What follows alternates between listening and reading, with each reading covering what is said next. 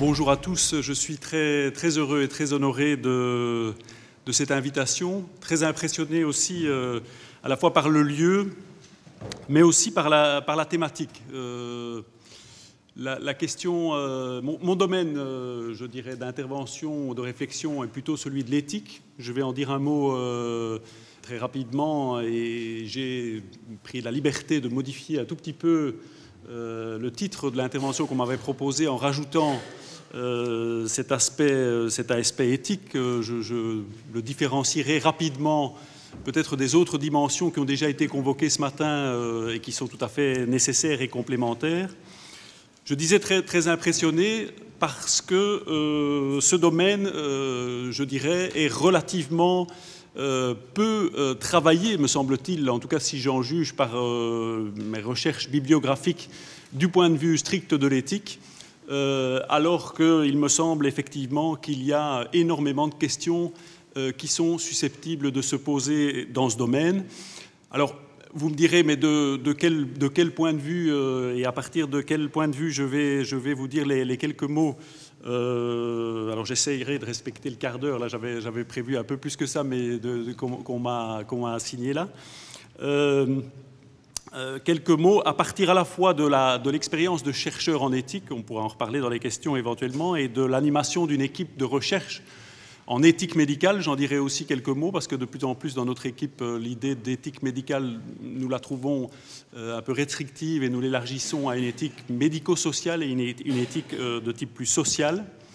Un récent projet dont je voudrais vous dire deux mots, un projet européen que nous avons mené intitulé Dignity in Care, et vous voyez de ce point de vue-là qu'il rejoint la thématique d'aujourd'hui par la question et à travers la question de la dignité. Et enfin, de manière un peu plus prosaïque, parce que je partage, et c'est sans doute le biais par lequel je connais le mieux la profession, je partage depuis 20 ans la vie d'une kinésithérapeute qui fait strictement la distinction entre la vie professionnelle et la vie privée, mais néanmoins, à force et par le temps, il y a quand même des choses qui filtrent et des choses qui sont discutées. Donc voilà un biais par lequel j'appréhende les problèmes, les questions, les difficultés, mais aussi les enjeux fondamentaux qui traversent cette profession tout à fait intéressante et fondamentale, me semble-t-il. Alors peut-être quelques mots d'abord sur l'éthique. Donc d'abord peut-être rapidement ce que je voudrais vous dire. J'ai simplement divisé mon exposé en trois temps. Un premier temps un peu sur l'éthique, pour revenir un peu au fondement ou aux bases, pour savoir un tout petit peu de quoi on parle. C'est un concept extrêmement complexe, simple apparemment, mais extrêmement complexe finalement à cerner. C'est une première chose, et peut-être à travers ça aussi baliser un tout petit peu ce qui se développe au niveau éthique aujourd'hui et qui permet, me semble-t-il, de soulever un certain nombre de questions qui peuvent se poser dans le domaine de la kinésithérapie. Deuxième temps, peut-être une réflexion relativement rapide autour de la question de la dignité du patient, qui est un concept clé mais éminemment discuté. Et enfin, quelques considérations sur les questions éthiques, me semble-t-il, qui se posent dans le domaine plus spécifique de la kinésithérapie et qui, me semble-t-il, conditionnent possiblement la qualité des soins. Alors très vite, sur la question de l'éthique, je voudrais simplement repartir d'une distinction qui est parfois discutée, mais qui est importante, entre ce qu'on appelle la morale et l'éthique. La question est assez compliquée dans la mesure où, assez brouillée dans la mesure où, étymologiquement parlant, les deux termes sont quasiment équivalents. Ils réfèrent tous les deux à la notion d'action, de mœurs, soit en latin, soit en grec. Et c'est ce qui, d'une certaine manière, malgré la synonymie étymologique, va conduire à la distinction que l'on opère aujourd'hui entre ces deux termes. La morale référant plutôt à un ensemble de normes dans un contexte donné, à une époque donnée, et en ce sens se rapproche plutôt de la déontologie et du droit. Et on en a eu un aperçu tout à l'heure en rappelant effectivement que ce qui caractérise les normes, peut-être pas de la morale, mais en tout cas de la déontologie et du droit, c'est la capacité de sanction et la régulation qui s'opère par rapport à ce corps de règles, alors que l'éthique est plutôt se situe plutôt du côté de la réflexion, et son origine grecque et le contexte philosophique de la cité grecque et de la civilisation grecque sous-tend d'une certaine manière cette approche. Une réflexion très large, finalement, sur, d'une certaine manière, ce qu'on pourrait appeler l'orientation de l'action. Et j'insiste là-dessus parce que souvent l'éthique est un tout petit peu réduite ou, je dirais, cantonnée à soit la question des normes, soit la question de la décision. Il est important véritablement de lui donner, me semble-t-il, toute son extension, en soulignant bien qu'elle est, je dirais, de l'ordre de la compréhension, du jugement et de l'action.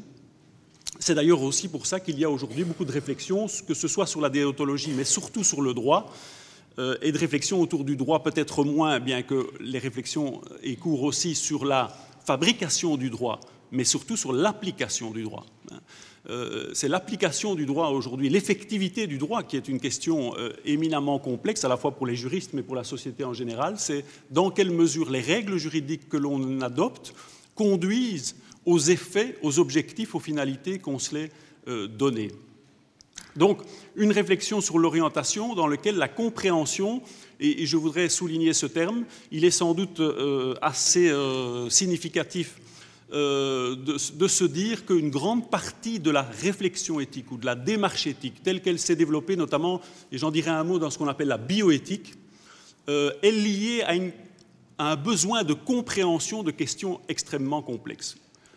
Aujourd'hui, quelles sont les implications, les enjeux de l'introduction des nouvelles technologies d'aide ou d'assistance à la procréation? Cela pose toute une série de questions à un niveau psychologique, à un niveau sociologique, à un niveau juridique, etc.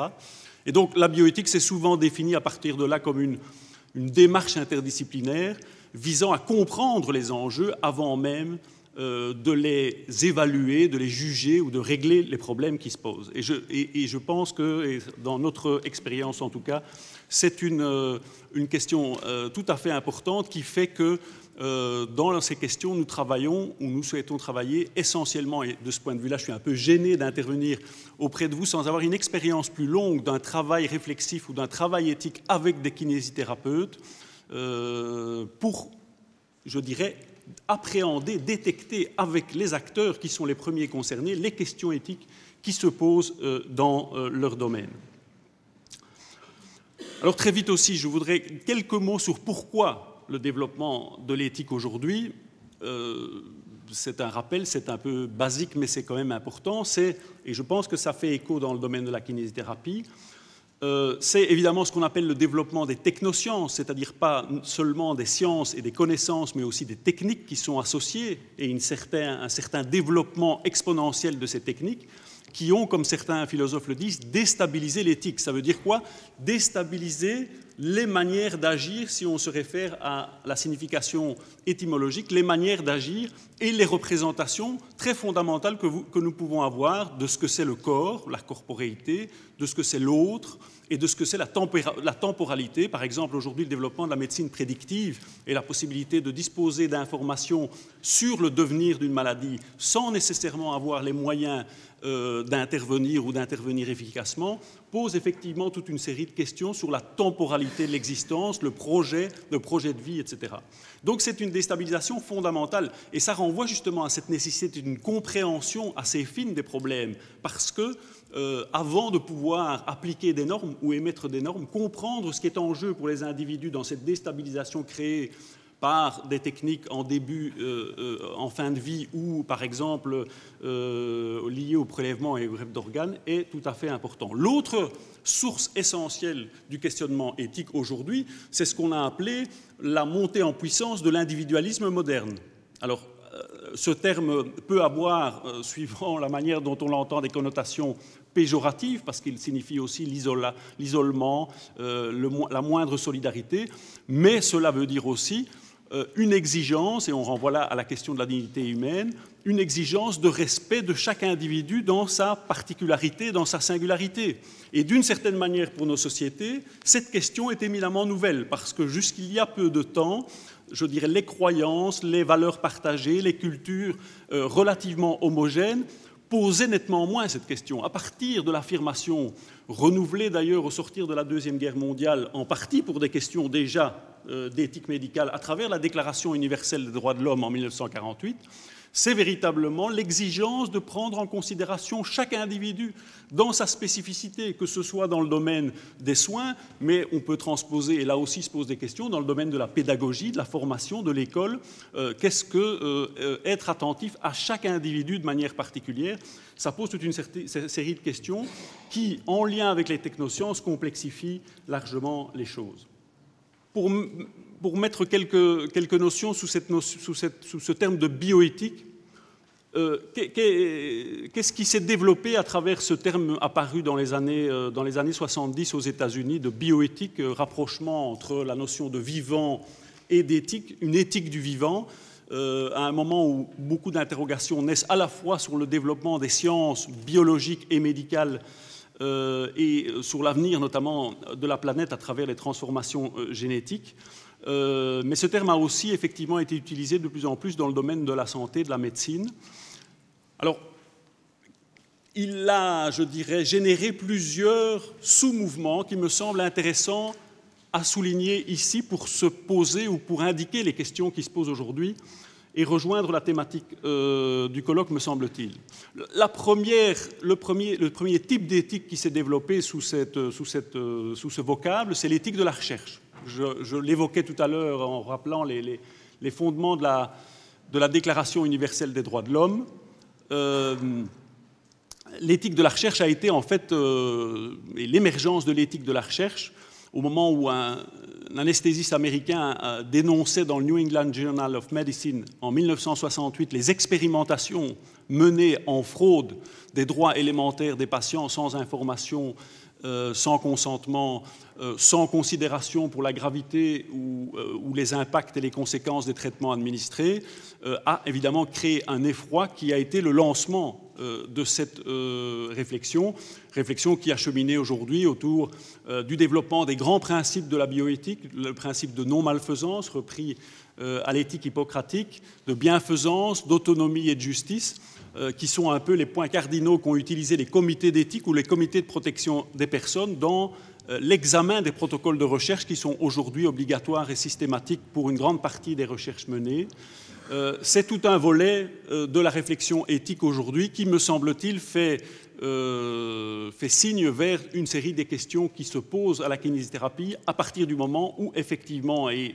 c'est une exigence qui est transversale de ce point de vue-là, veut approfondir son caractère scientifique et donc doit développer un certain nombre de recherches avec un certain nombre de spécificités qui font que les méthodologies de la recherche, sans doute, sont spécifiques dans ce domaine et donc vont poser des questions éthiques spécifiques aussi. L'éthique clinique, c'est un deuxième mouvement qui est né dans les années 80 et qui est plutôt lié, comme le terme l'indique, à la prise de décision dans des cas difficiles au lit du patient. Elle a émergé dans le contexte anglo-américain lié aux problèmes aussi juridiques et aux tensions juridiques entre les soignants et les soignés, mais a essaimé et développé aujourd'hui aussi une série, je dirais, de méthodologies et de réflexions en Europe et récemment, notamment ici, en lien avec l'adoption de la loi sur les droits du patient, le Centre d'éthique clinique de Cochin, dirigé par Véronique Fournier, a mis en place une telle démarche. Donc,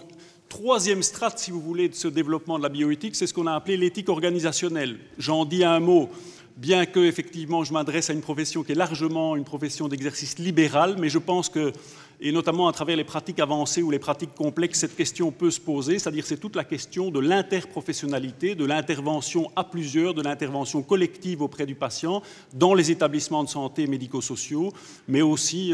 je dirais, au domicile, et la coordination est une question tout à fait importante.